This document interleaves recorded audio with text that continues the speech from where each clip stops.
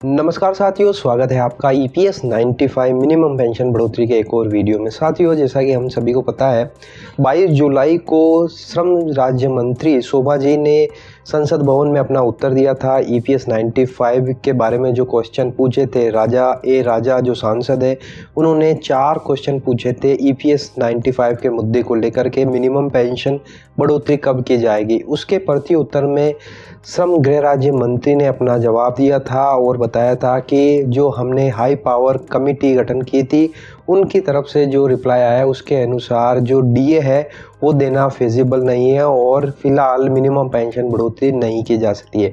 इसी के प्रति उत्तर में NSC chief commander Ashok Rawat ji ने इसका खंडन किया है, भर्त्सना की है और एक लेटर श्रम राज्य मंत्री और श्रम मंत्री दोनों को ही एड्रेस करते हुए एक लेटर लिखा है और खुले शब्दों में इस जो भी संसद में उत्तर दिया गया उसकी भर्त्सना की और कहा गया कि ये जो भी उत्तर दिया गया है संसद भवन को और जनता को भ्रमित करने वाला उत्तर है। जबकि हमने पूरा डेटा ईपीएफओ और लेबर मिनिस्ट्री को सौंप दिया है कि किस तरह से जो है मिनिमम पेंशन बढ़ोतरी की जा सकती है। तो साथियों, क्या वो लेटर है और किस तरह से NSC chief commander Ashok Rawat ji ने इस लेटर के थ्रू प्रति उत्तर दिया है, वो आज के इस वीडियो में हम कवर करने वाले हैं। वीडियो बहुत ही इंपॉर्टेंट है साथियों, वीडियो आप अंत तक ज़रूर देखिएगा। तो साथियों, आप देख सकते हैं ये वो लेटर है जो कमांडर अशोक रावत जी ने लिखा है एनएससी की तरफ से। एनएससी ने पूरी तरीके से जो भी गृह राज्य मंत्री ने बयान दिया था, उत्तर दिया था, जवाब दिया था ईपीएस 95 के बारे में, उसकी भर्त्सना की है, कंडेम्ड किया है कि जो भी आपने बोला है संसद भवन में पूरी तरह से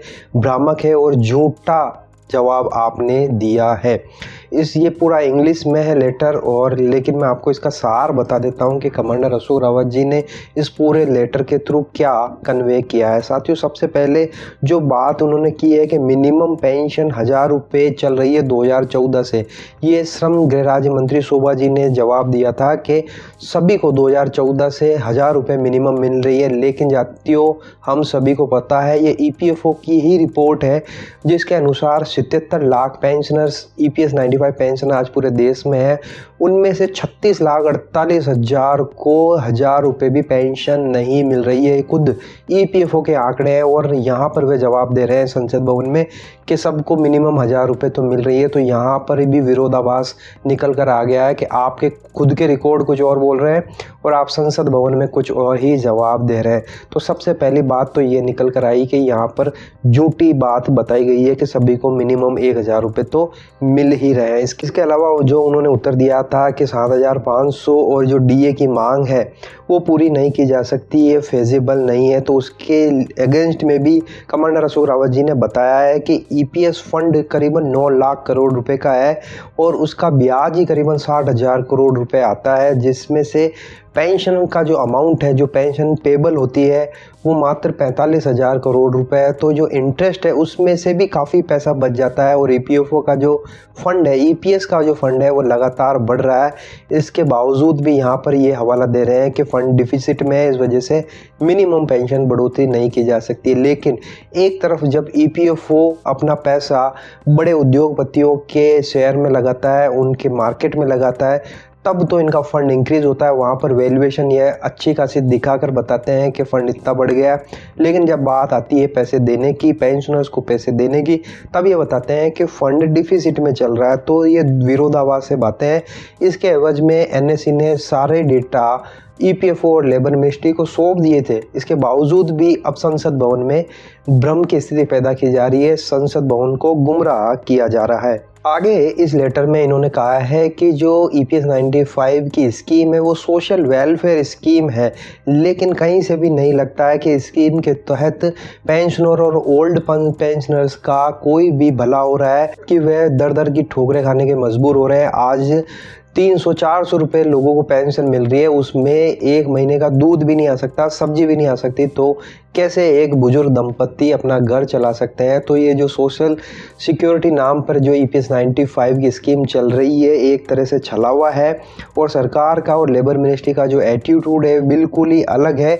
उनका सोशल रिफॉर्म और सोशल सिक्योरिटी से कोई लेना देना नहीं है, जिस तरह के जवाब संसद भवन में दिए जा रहे हैं। आगे इन्होंने लेटर में लिखा है कि लेबर मिनिस्ट्री से गुजारिश है कि वे सही आंकड़े संसद भवन में प्रस्तुत करें और जो भी एक्चुअल पोजीशन है वो बताएं, ताकि EPS 95 पेंशनर्स का भला हो सके और उनको उनका हक मिल सके।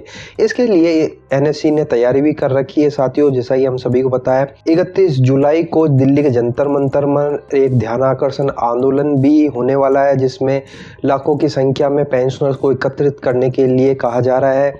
उसमें NSE का एक प्लान ये भी है कि वे जो भी ये आंकड़े हैं जो संसद भवन में इन्होंने गलत बताया है, वो सारे डेटा वो जो विपक्ष पार्टियां हैं, कांग्रेस है या जो इंडिया अलायंस दल है, उनको वो सौंपेंगे और बताएंगे कि किस तरह से संसद भवन में लेबर मिनिस्टर ने झूठा बयान दिया, झूठे जवाब दिए, जबकि जो एक्चुअल पोजीशन है वो ये है। तो सारे डॉक्यूमेंट्स विपक्ष को देने की भी तैयारी NSE कर रही है, ताकि सच सामने आ सके और संसद में इसके ऊपर बहस हो सके और एक्चुअल रिजल्ट निकल कर आए, ताकि सभी EPS 95 पेंशनर्स का भला हो सके। और साथ ही हम भी यही चाहते हैं कि जो एक्चुअल आंकड़ा है, जो वास्तविक आंकड़े हैं वो सामने आए, ताकि सभी को पता चल सके। EPF और लेबर मिनिस्ट्री सामने कुछ और है, पीठ पीछे कुछ और है, इस तरह के भ्रामक बयान देते हैं, जिससे एक भ्रम की स्थिति पैदा होती है। और ये जो सोशल सिक्योरिटी के नाम पर पैसा ये आज भी ले रहे हैं, तो आने वाले जो एम्प्लॉय है उनको भी ऐसा ही देखने को मिलेगा, ऐसा ही वो भुगतेंगे और मिनिमम पेंशन के नाम पर मात्र छलावा ही इनको मिलने वाला है। तो साथियों, ये एक महत्वपूर्ण अपडेट थी NSE की तरफ से। कमांडर अशोक रावत जी ने ये लेटर विपक्ष को भी पहुंचाया है और लेबर मिनिस्ट्री को भी पहुंचाया है कि आपने जो बयान दिया है वो वाकई में भ्रामक है और जो यथा स्थिति है वो प्रस्तुत नहीं की गई है। साथियों, ये बहुत बड़ी अपडेट थी NSE के द्वारा, कमांडर अशोक रावत जी के द्वारा, क्योंकि जैसे ही बयान आया संसद भवन में 22 जुलाई को, तुरंत NSE ने कार्रवाई करते हुए ये लेटर बनाकर लेबर मिनिस्ट्री को सौंप दिया। तो साथियों, आपकी इस बारे में क्या राय है, आप ज़रूर बताइएगा कि वाकई में इस तरह का खेल चल रहा है, तो इस तरह से अगर चलता रहा तो कब EPS 95 पेंशन में बढ़ोतरी होगी, और क्या विपक्ष को अगर ये हथियार मिल जाए और विपक्ष अगर अच्छी तरह से बहस करे संसद भवन में, तो क्या वाकई में पेंशन इस बार बढ़ाई जा सकती है। इसके बारे में आप अपनी राय ज़रूर बताइएगा। मुझे तो लगता है क्योंकि इस बार विपक्ष जो है बहुत ही मजबूत स्थिति में, अगर वास्तविक विपक्ष चाहे तो ये हो सकता है, क्योंकि आंकड़े जो एक्चुअल आंकड़े हैं वो NSE विपक्ष को देने वाली है, तो विपक्ष के पास में एक हथियार हो जाएगा डिफेंड करने का और उनके साथ में वार्तालाप करने का, बहस करने का कि आपने जो बताया वो बिल्कुल गलत है और आपके ही आंकड़े आप मार्केट में ओपन करते हैं, लाते हैं, तो उसके हिसाब से तो आपका फंड बहुत ही फ़ायदे में चल रहा है, लेकिन आप यहाँ पर बता रहे हैं कि जो फंड है वो घाटे में चल रहा है। तो साथियों, बहुत ही इंपॉर्टेंट होने वाला है, आने वाले दिनों में हमें बहुत कुछ बड़ा देखने को मिलेगा। तो जो भी पल पल की खबरें आएंगी, जो भी अपडेट आएगा, आपके साथ मैं ज़रूर साझा करूँगा। आपकी राय आमंत्रित है।